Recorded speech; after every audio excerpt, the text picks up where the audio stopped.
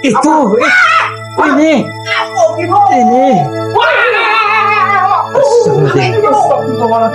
Tenang, Mbah. Astagfirullahaladzim, Mbah.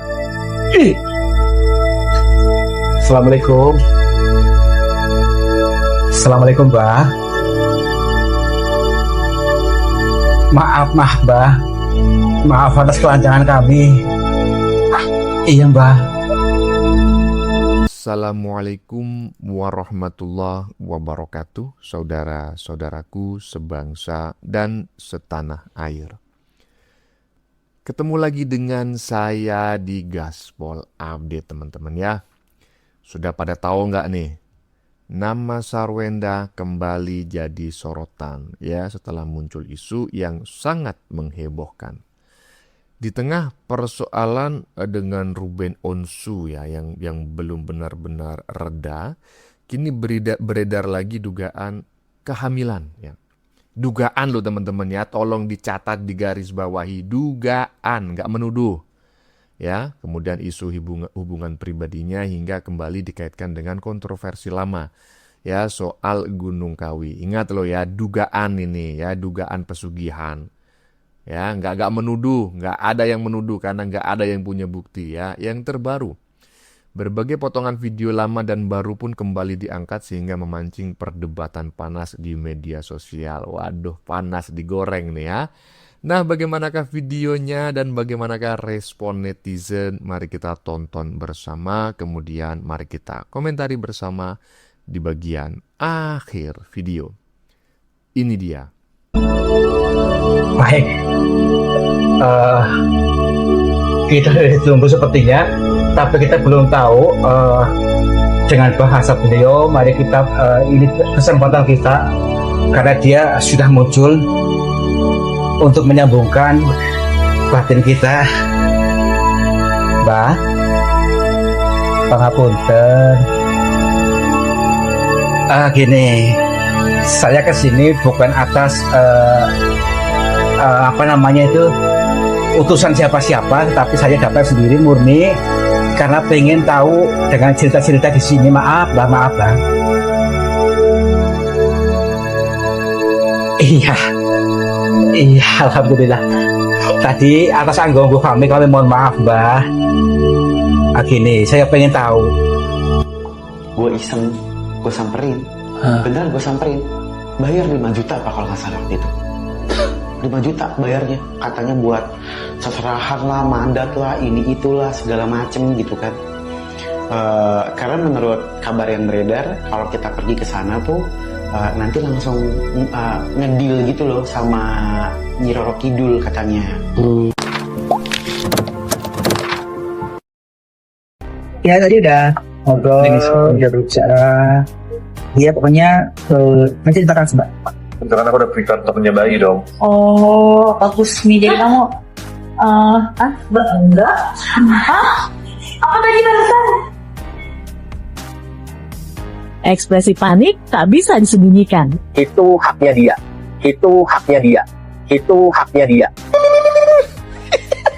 Di tengah badai nafkah yang di-stop dan rebutan hak asuh anak melawan Ruben Onsu yang belum kelar, Sarwenda malah diterpa isu miring yang bikin publik elus dada. Potongan video live streaming miliknya mendadak viral. Tanpa sengaja, Sarwenda dan Gio diduga keceplosan mengungkap rahasia besar yang seharusnya disimpan rapat dari publik. Suasana ceria di live streaming itu mendadak mencekam. Jagat maya langsung heboh setelah potongan video Sarwenda beredar cepat. Awalnya Sarwenda dan Gio asyik berinteraksi dengan netizen, namun mereka melontarkan kalimat yang bikin publik salah fokus. Tanpa sengaja, kondisi dirinya yang tengah berbadan dua tersebut disebut saat membahas pola vitamin dan kesehatan. Sadar kalimatnya blunder, mantan personel Cherrybelle ini langsung panik. Oleh karena aku udah berikan untuk punya bayi dong. Oh, bagus nih. Jadi kamu enggak? Apa tadi barusan? Ekspresi panik tak bisa disembunyikan. Sarwenda langsung mencoba mengalihkan pembicaraan dengan gugup dan buru-buru mengakhiri sesi interaksi tersebut. Netizen yang jeli langsung heboh. Kolom komentar langsung dibanjiri pertanyaan liar tentang kebenaran kehamilan Sarwendah. Mengingat status hubungannya dengan Giorgio, sang kekasih, diketahui masih sebatas berpacaran dan mereka belum resmi melangkah ke pelaminan yang sah. Haknya dia. Ntar kalau kamu udah ada bayi, kamu gimana nih? Gini tangannya doang gitu. Dia pasti kamu dong yang cemburuin. Hah? Kok iya? Hubungan asmara Sarwendah memang belakangan mulai terendus media, namun tidak ada yang menyangka jika hubungan terlarang ini terjadi di tengah proses hukum yang masih berjalan dengan mantan suaminya. Isu kehamilan di luar pernikahan ini sontak memancing reaksi beragam dari masyarakat. Banyak yang menyayangkan kecerobohan tersebut, mengingat ia adalah publik figur besar dengan jutaan pengikut di media sosial.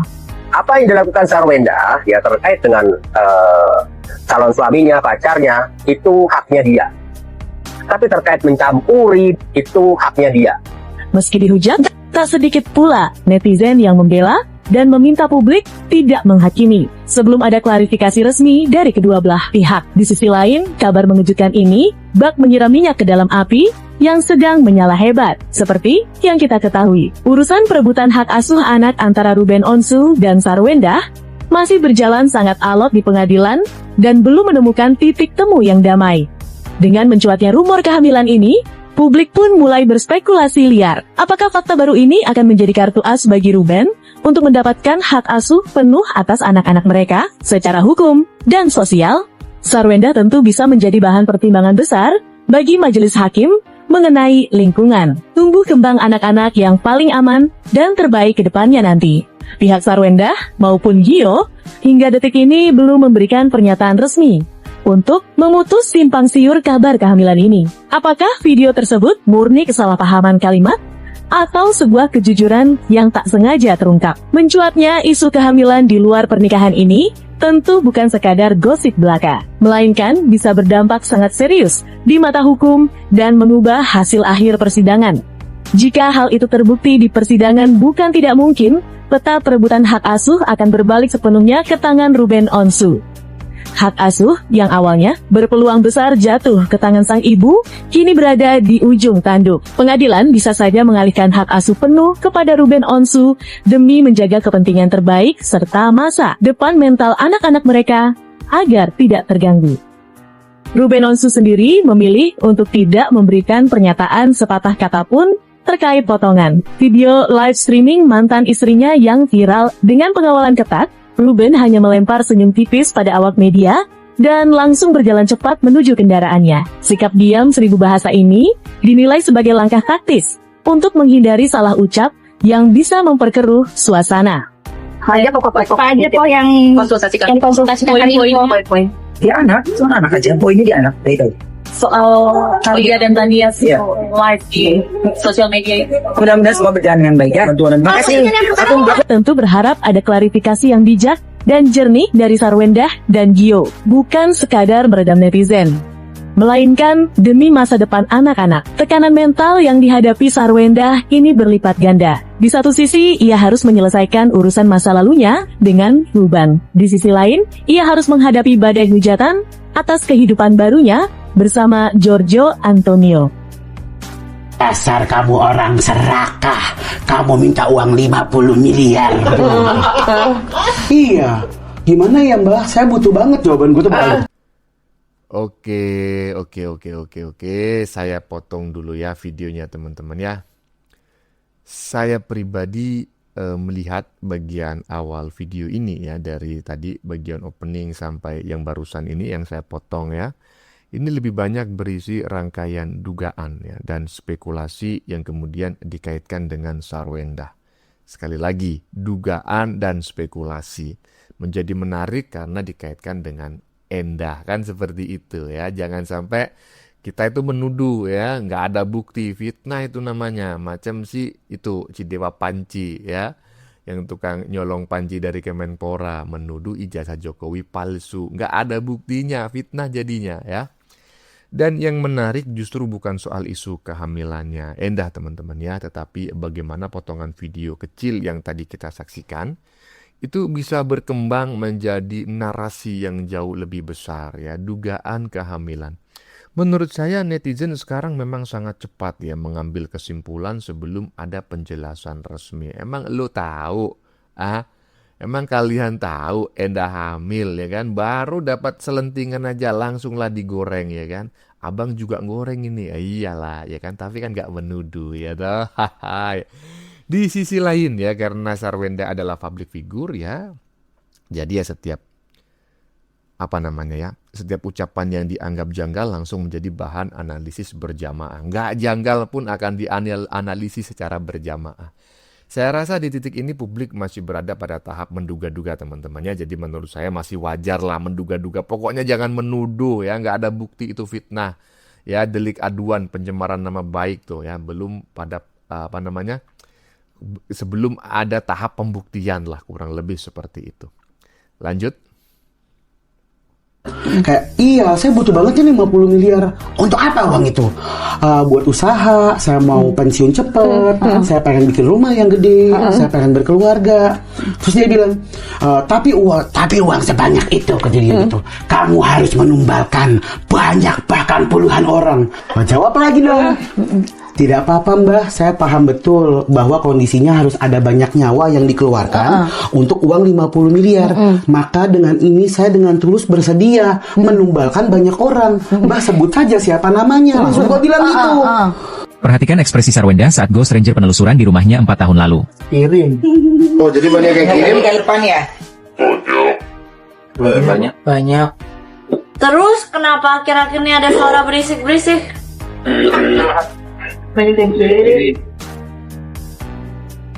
Kirim. Oh, jadi banyak kayak kirim? Kirim. Oh, jadi banyak kayak kirim? Kayak lu nanya, kirim apa?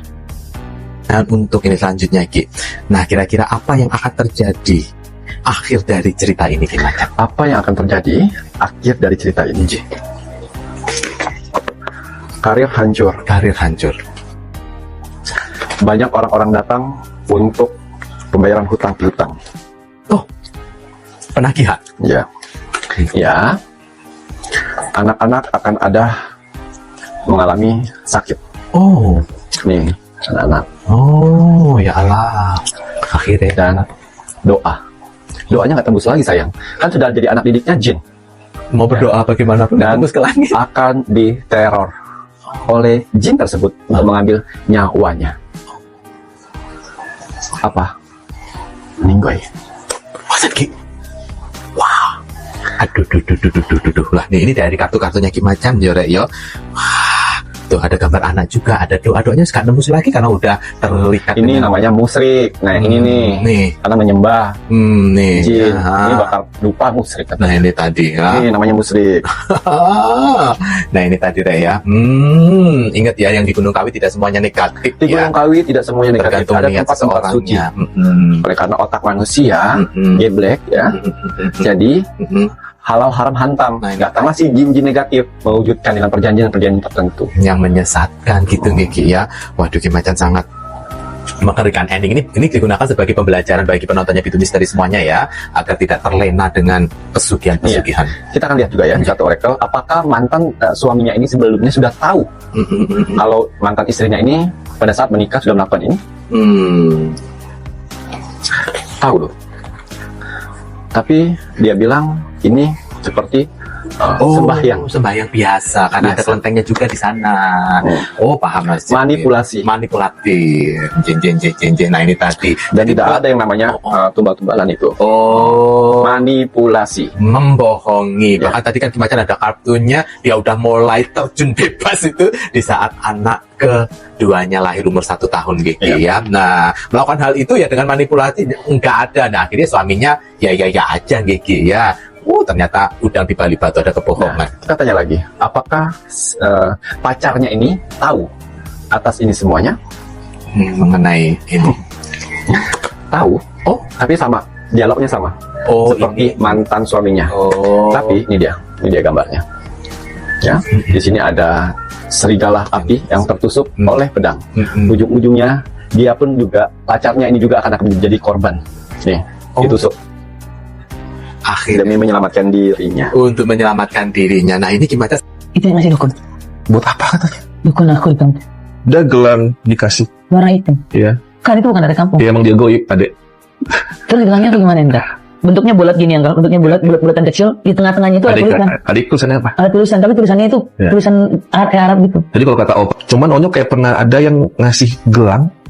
Oh ya, aku ada gelang di kampung, tapi di kampung. Ada yang ngasih gelang, katanya buat Onyo nyaman, buat Onyo terlindungi. Gelangnya masih ada. Itu yang ngasih dukun. Ini aku tulis, ada gelang dikasih.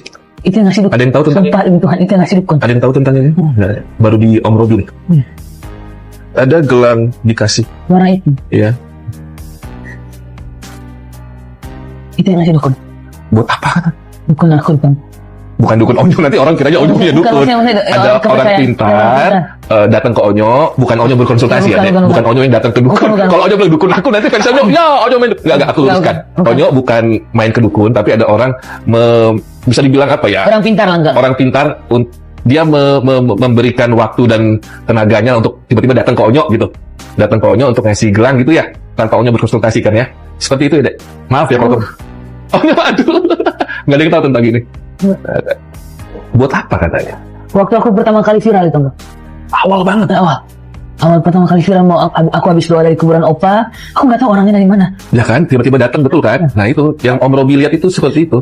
Jadi habis aku doa dari kuburan Opa, bapaknya Mama, aku pulang ke rumah, tiba-tiba pas aku siap-siap besok mau pergi, tiba-tiba dia datang sore.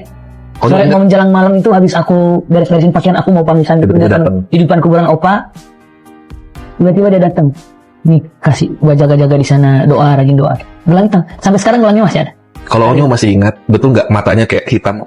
Dia pakai baju hitam tuh enggak? Semuanya hitam. Pakai baju hitam sampai jepit depan rumah. Cuma sekarang orangnya pas aku cari udah nggak ada. Ya emang nggak. Orangnya udah nggak ada. Emang orangnya goib. Emang orang itu nggak ada. Sumpah itu aku. Waktu saat Onyo didatengin, Onyo bener nggak ngerasanya tiba-tiba suhu jadi dingin banget? Kalau dingin aku nggak merhatiin dingin, yang kalau aku udah nangis waktu itu, lagi nangis karena karena terharu bisa dipanggil ke TV kan. Iya.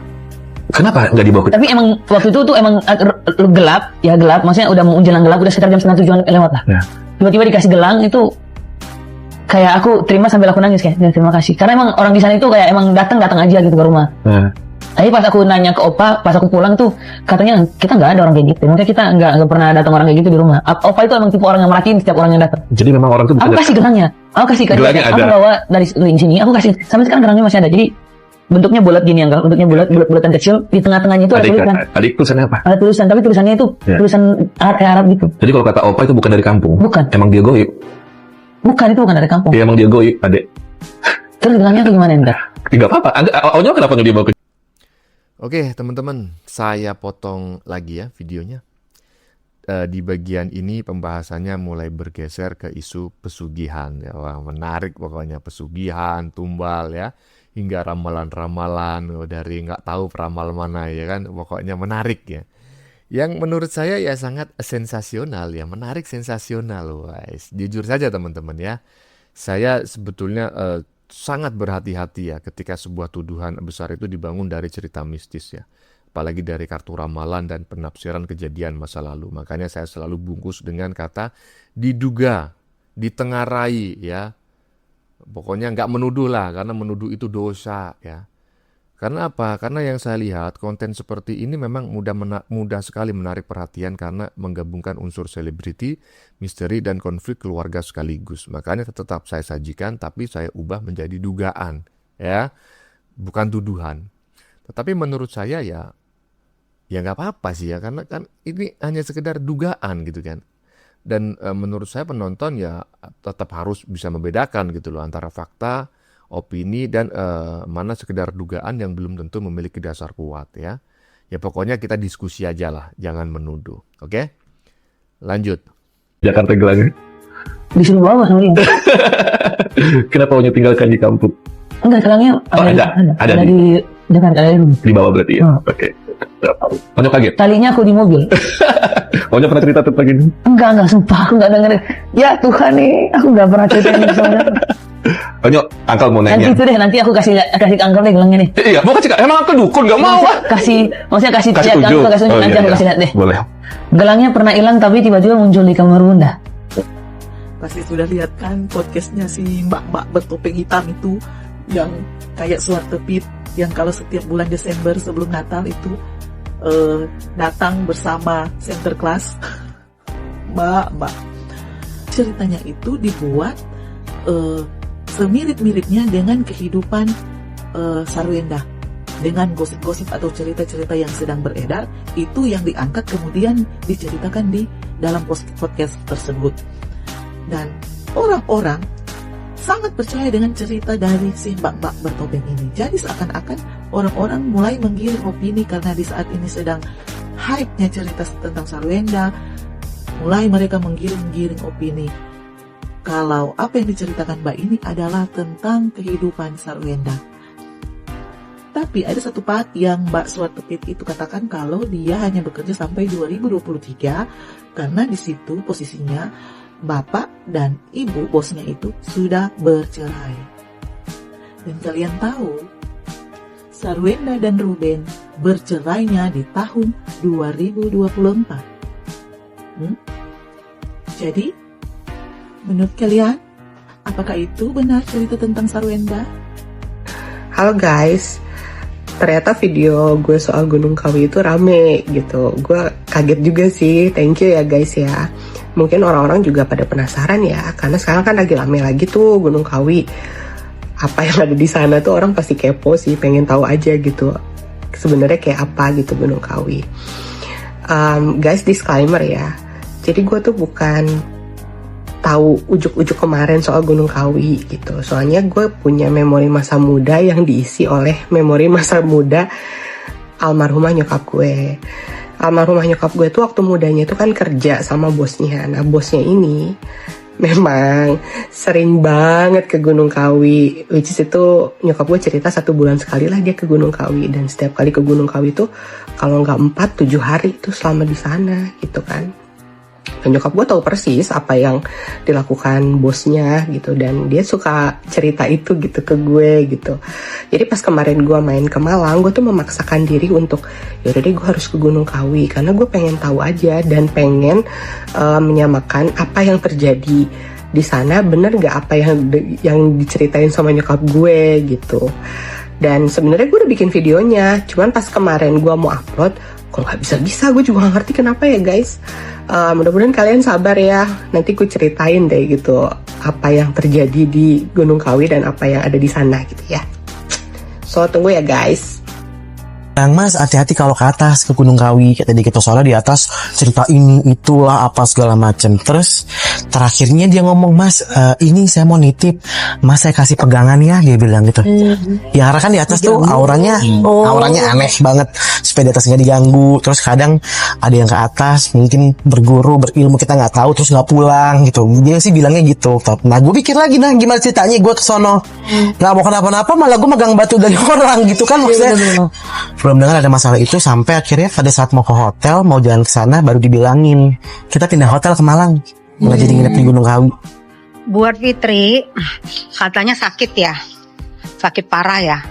Oke, jika kamu sakit atau misalnya kamu udah sembuh, katanya udah sembuh, terus kamu masih, misalnya kamu masih mimpi-mimpi yang tidak wajar, kamu hubungin saya ya.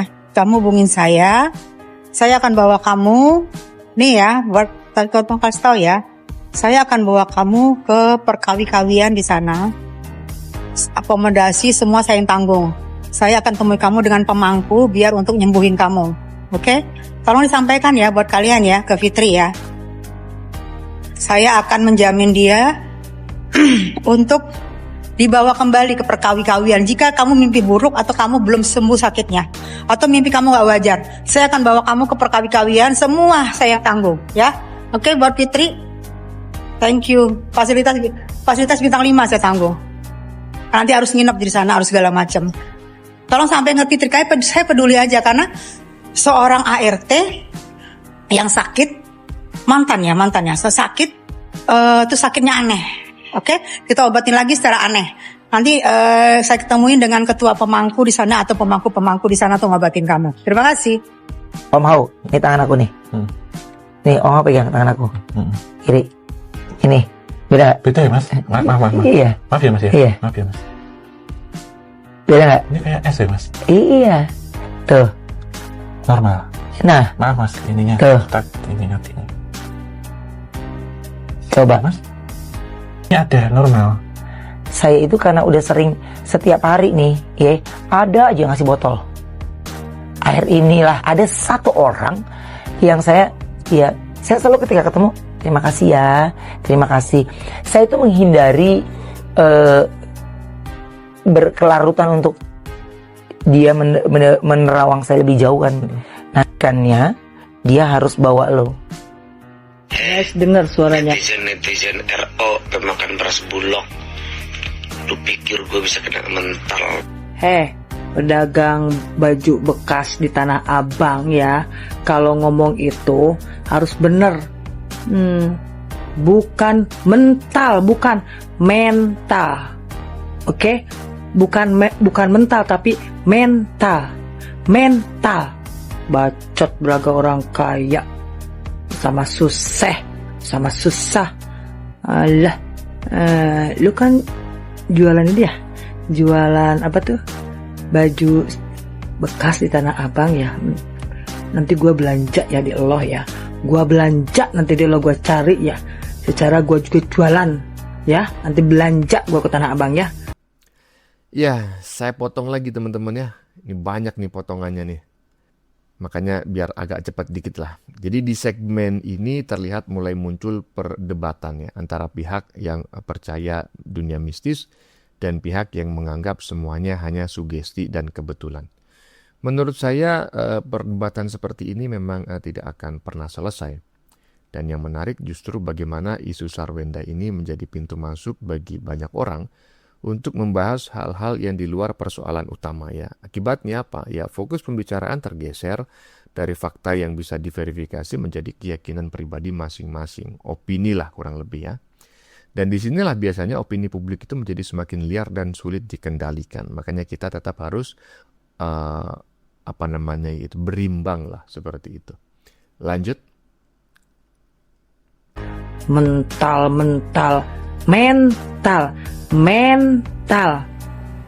Ngeledekin bulog. Lu kalau lu sakit diabetes awas lu makan beras bulog. Ada manfaatnya anjir beras bulog itu buat penyakit yang diabetes. Sinteng kau. Bacot kayak nyebut mental sama mental aja kagak bisa lu. Mental bukan mental ya, mental.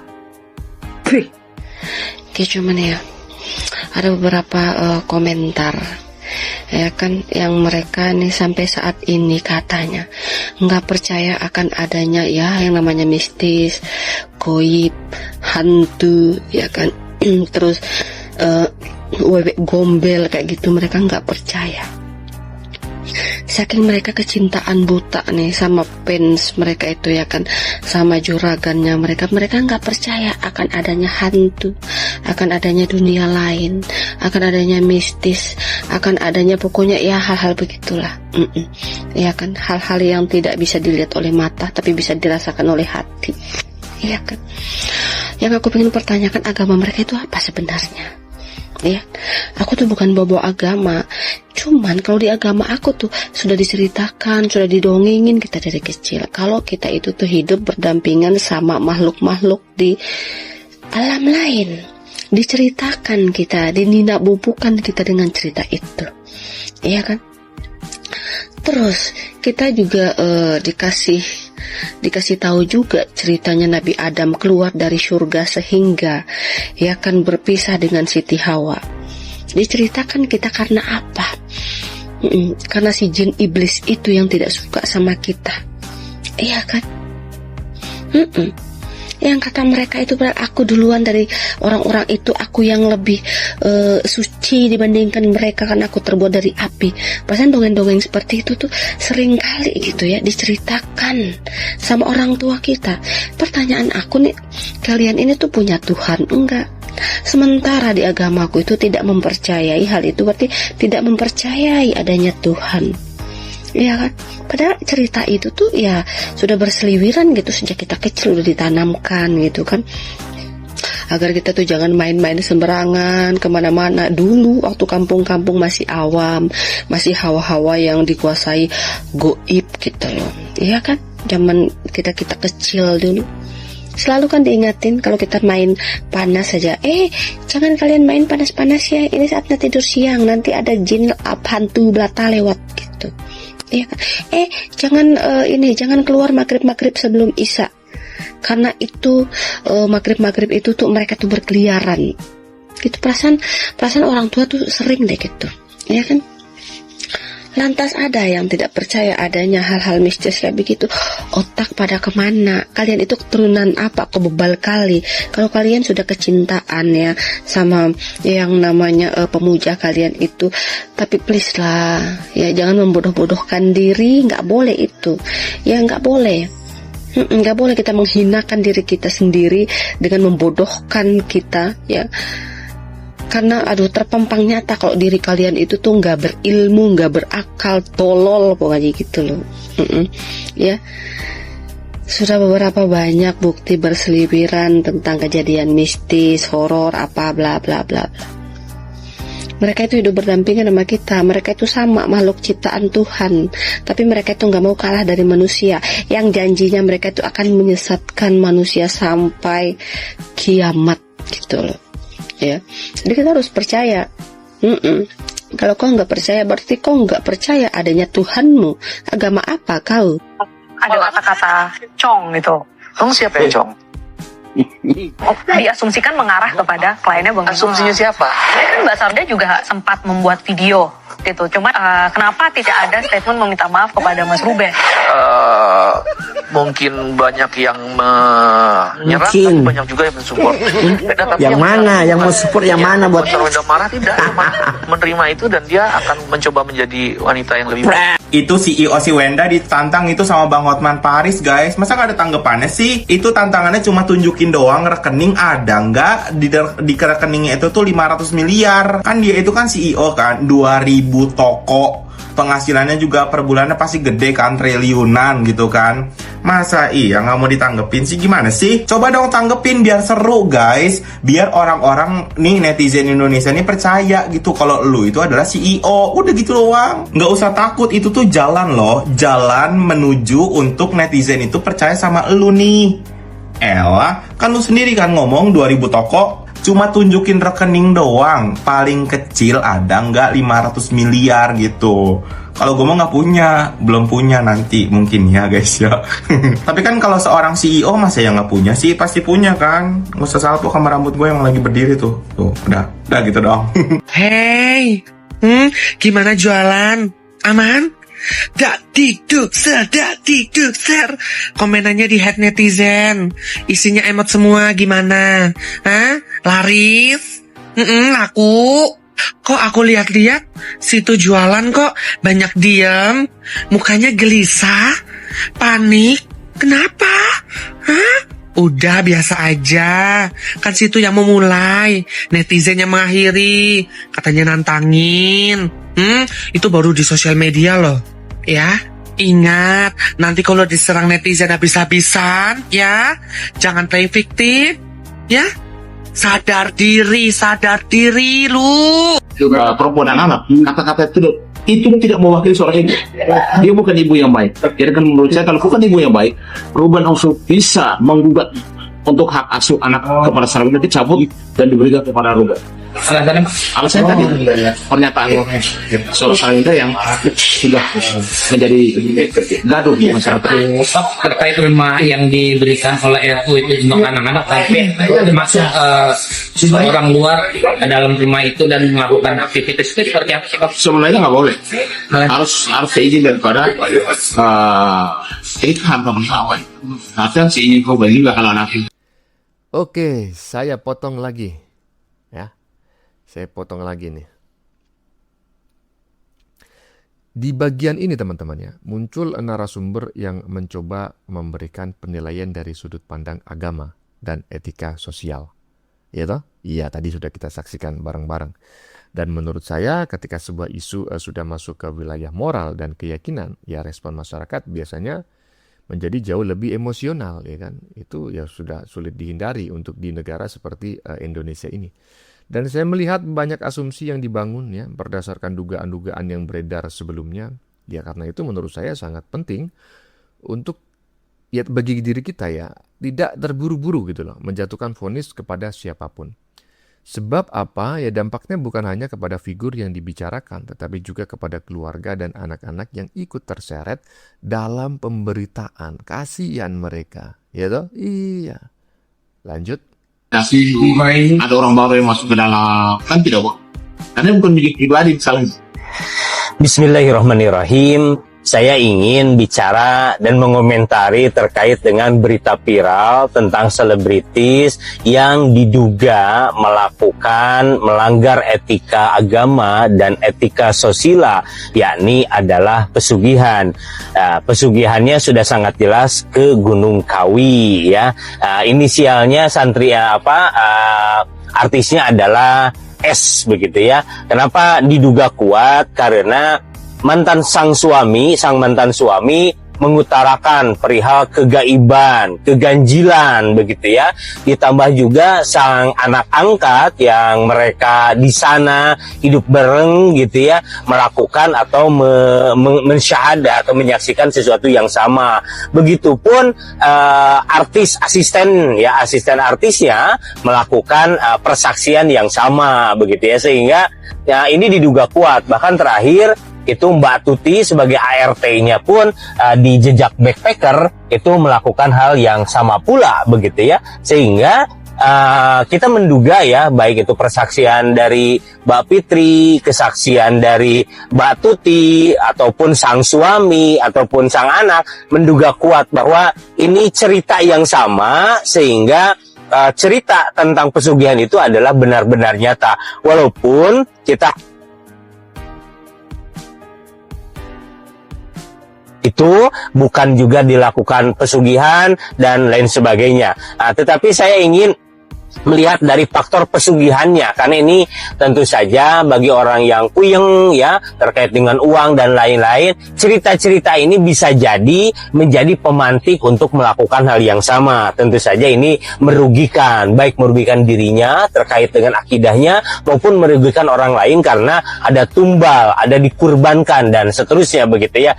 Nah, lalu apa yang bisa menjadi kajian kita begitu ya, terutama tentang pesugihan. Begini, kita harus memahami dulu tentang pesugihan. Pesugihan itu adalah penyembahan, penyerahan diri dan juga permintaan kepada makhluk astral. Nah, apa itu makhluk astral atau jin atau yang memiliki sifat kesaitonan atau keiblisian? Nah, kita harus melihat begitu ya, bahwa di dunia, di alam materi seperti yang kita ketahui, bahwa materi kita itu terdiri dari dimensi gitu. Ada dimensinya satu, yaitu satu dimensi itu titik ya. Maka kita bisa melihat titik, tetapi titik tidak bisa melihat kita begitu ya. Nah, ada juga dimensi dua atau dua dimensi. Titik-titik itu jika dihubungkan dia bisa menjadi garis begitu kan. Bisa garisnya ke atas, bisa ke bawah, bisa ke pinggir gitu kan. Maka itu disebut dengan dimensi kedua atau dua dimensi. Yang digambar oleh kita, oleh manusia, belum tentu bisa dilihat oleh manusia begitu ya.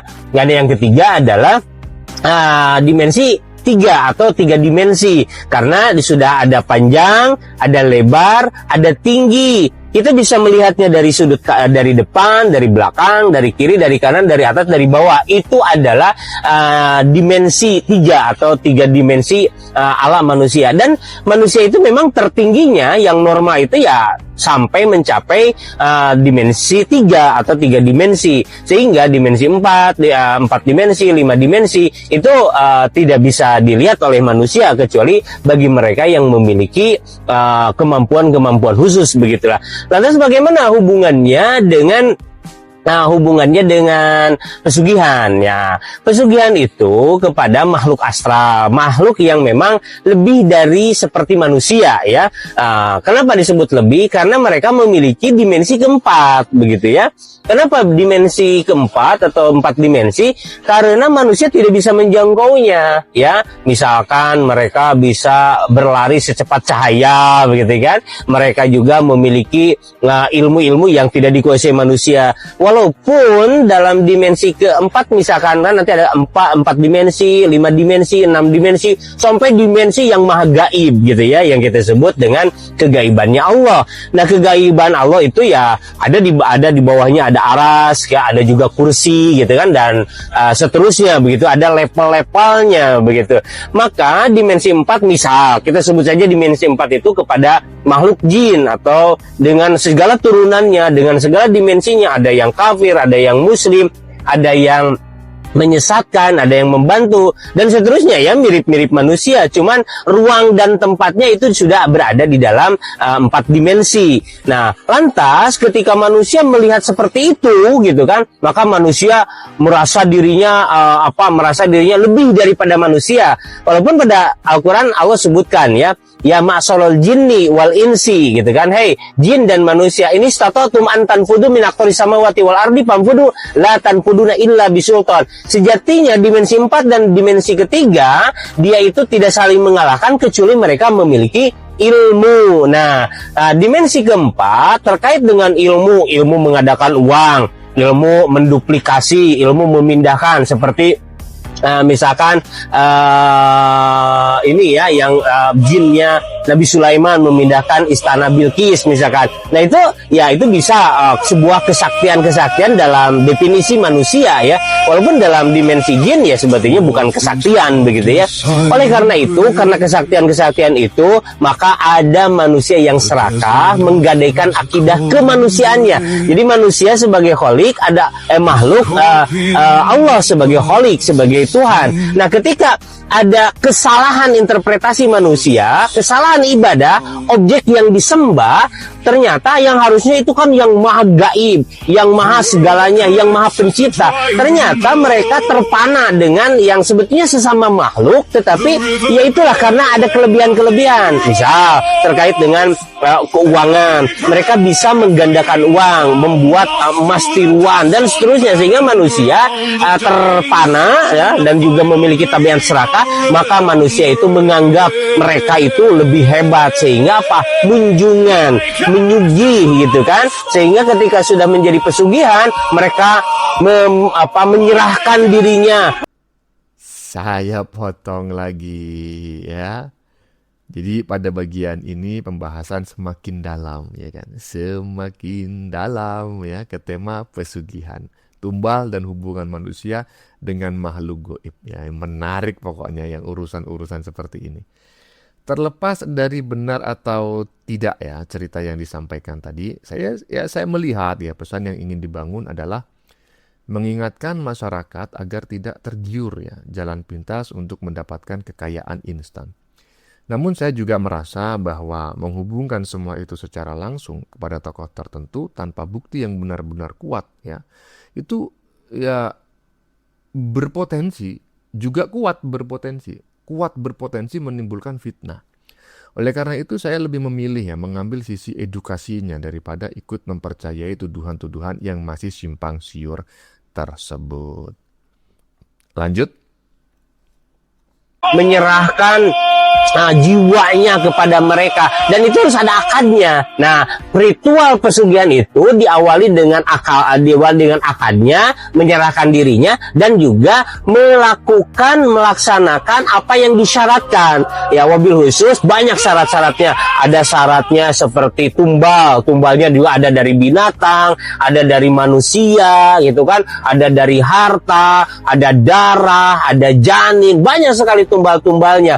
Makanya Sayangnya kebanyakan para jin ini sangat senang sekali jika mereka manusia menyerahkan dirinya kepada jin. Kenapa? Karena jin yang kafir itu ingin sekali mereka menguasai manusia, ingin membelokkan manusia dari Shiratal Mustaqim ketika nanti ilaihi rojiun, ingin kembali ke Allah, tetapi dibelokkan al-maghdubi alaihim, atau ya dolin, menjadi sesat begitu ya.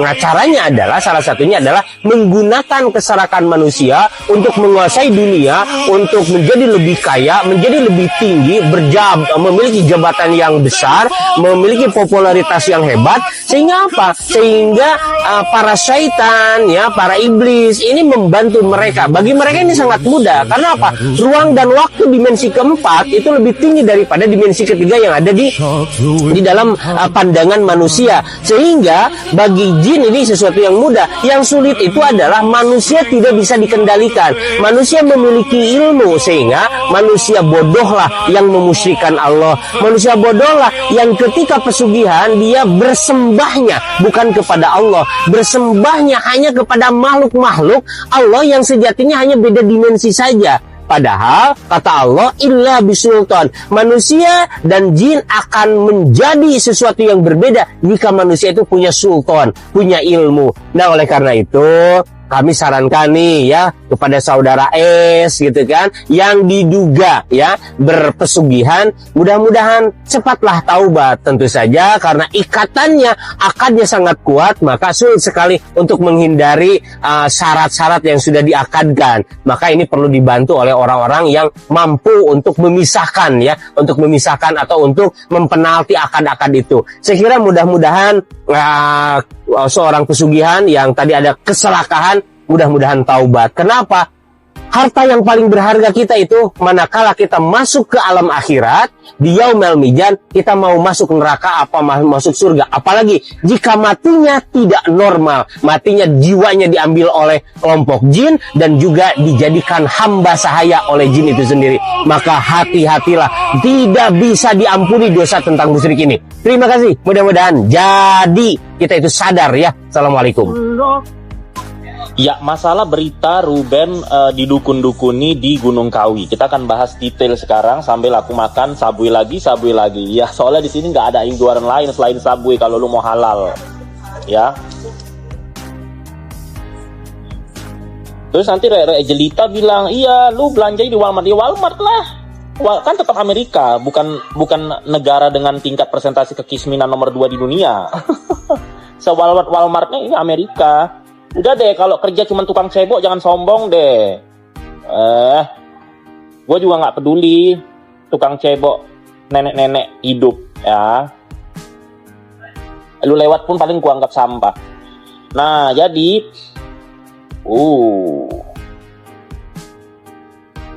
hari ini makan Subway kena $10.